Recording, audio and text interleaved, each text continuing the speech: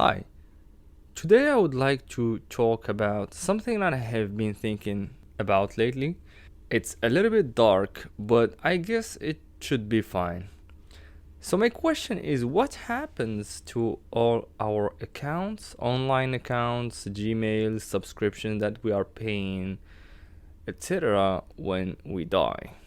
And it is not easy to answer this question, so I will tackle it by actually talking about something else. So I feel like sometimes I have this feeling that whenever there is a subscription, I'm trying my best to avoid it because there is something about subscription that doesn't work for me.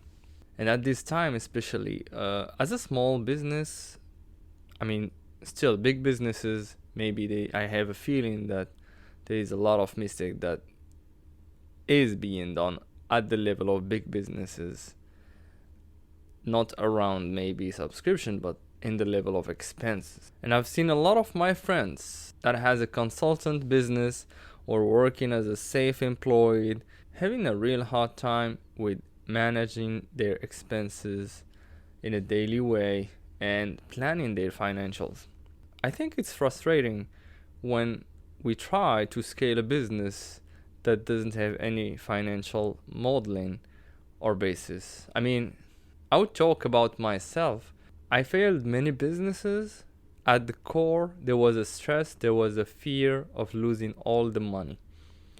And I think that there was a lot of unknown for me at the time. Like, for example, with my business of having a shop, a 3 month, I was thinking that customers would just flow to the shop and just start buying. That's where I realized that I was not made up for marketing or sales. I was just looking at my friend who was selling stuff, but for me, I was like not ready for sales at the time.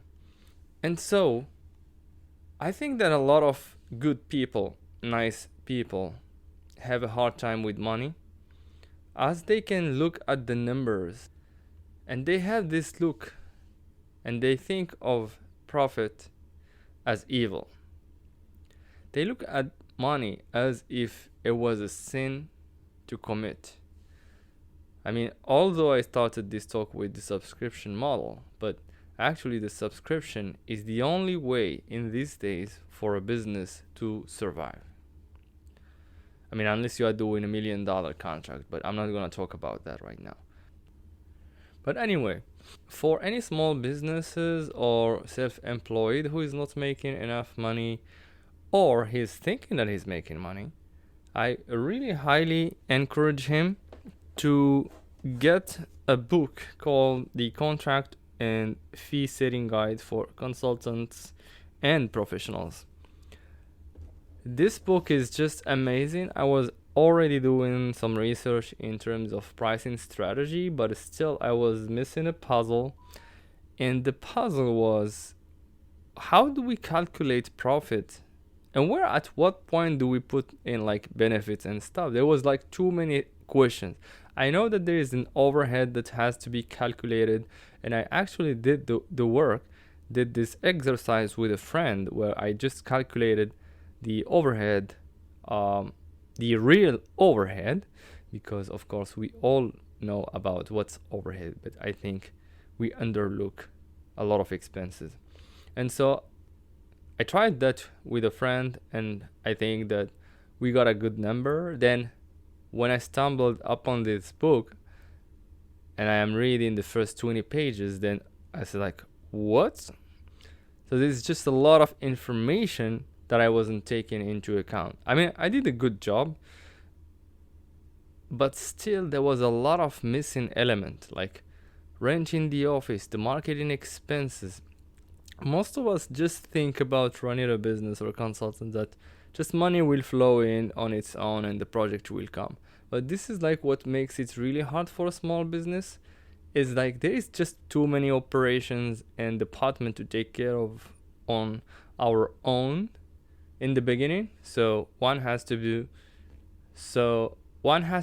IT, billing, bookkeeping, marketing, advertising, sales, and everything, right?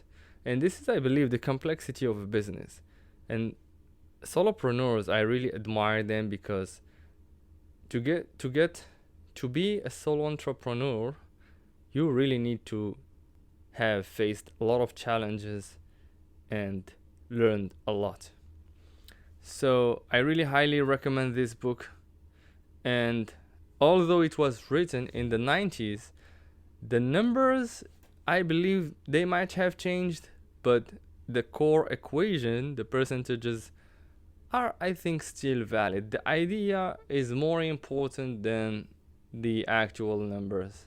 And also, I wanted to share my understanding of a new concept. There is this concept in accounting which is like debit and credit, and actually the same system is used in the French language in French speaking countries. So we use debit credit, but the most confusing part of it is that credit in French also means loan. And I think I had a long struggle before I was able to understand, or at least to unlink the word credit from loan. And even when I was reading about the topic in French language, I was not able to understand it. But recently I have looked again into the debit and credit in English, and somehow it made sense. Because what's difficult about these two concepts, I think, is that they are sometimes used into different, like we sometimes, like, one might think about debit just as increasing, but like I feel like sometimes it does the opposite. I mean, I'm just like not sure about, I'm not really good at it, but at least what I'm trying to tell myself is to see the debit and credit concept from a new angle. But anyway, it's important to understand this concept, like, and at least do some research when one is planning his expenses or having a small business. Also, another thing that I wanted to talk about is, I will speak of myself. When I have money, I'm generous. I will give it to people. I mean, sometimes I will treat myself, and I will not account for the expenses. Like, I will get a sandwich, I will get my espresso from a new coffee shop, etc.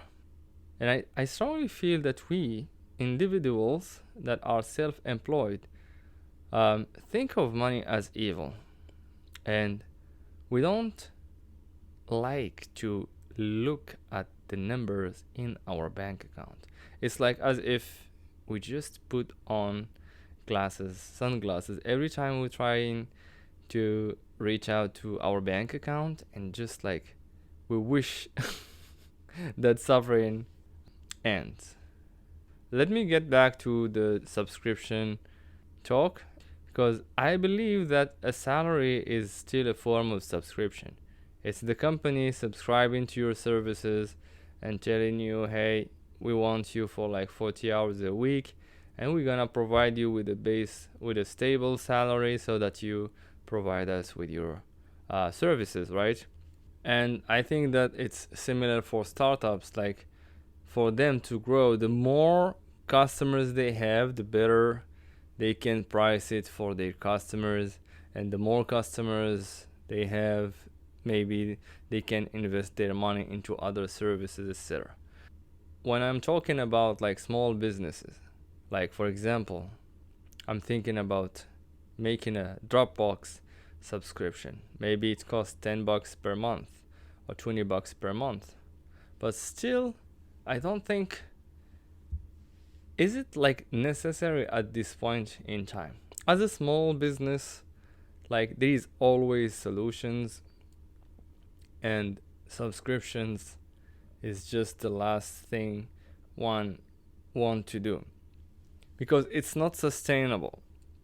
At some point, I have already like done this, which is like I would pay, for example, for a Zoom subscription on a yearly basis, but was like I didn't use it for almost 2 months, and I subscribed for ConvertKit for like the whole year. I never used that. So these subscriptions I feel like sometimes we just like it just doesn't work unless you are like using the tool on a daily basis. It's like there, it's bringing you value. It's like important, critical for function, for your business to function. Then I believe then it has to be right. The subscription has to happen.